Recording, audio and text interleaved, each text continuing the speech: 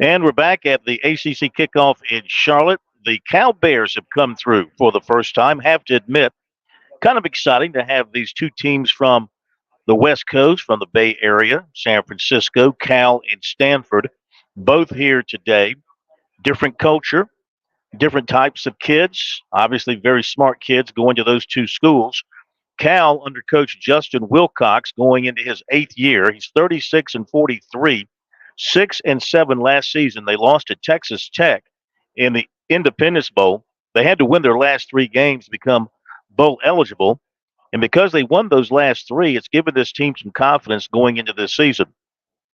One thing you have to talk about when it comes to Cal and Stanford, these long trips to the East Coast, and both coaches talked about today how they've got these big planes. They're getting the biggest planes they can from Delta, according to Coach Wilcox, the biggest plane that Delta offers, and they'll leave California on a Thursday to come to the East Coast, and they'll have everything on the plane to make the players as comfortable as possible, and that's how they're going to have to handle it.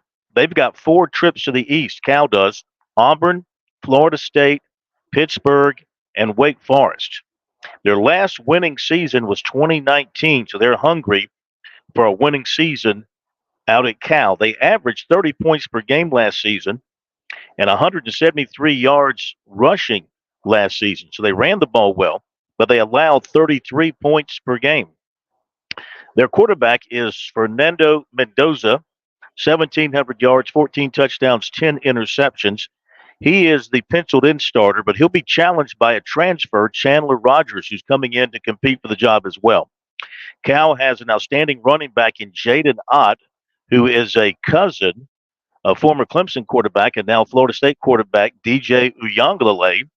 He rushed for over 1,300 yards and 12 touchdowns last season, and he's closing in on the all-time rushing mark at Cal. He's a good one. He's a pro prospect.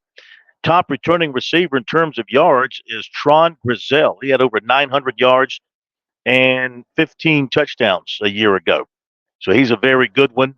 Make that 5 touchdowns, 15 yards per catch last season. So he's a very good one. One thing they did in the offseason is promote Mike Blesh to offensive coordinator. So Coach Wilcox said the offense will look a little bit different with Blesh calling the plays. The offensive line, he said, has really come on, and they've gone more to an RPO look on offense, and he says that's really helped. Another player to keep an eye on is a transfer receiver, Tobias Merriweather. He could be big in their offense. So as I mentioned, they will play at Florida State. They will host Miami and NC State.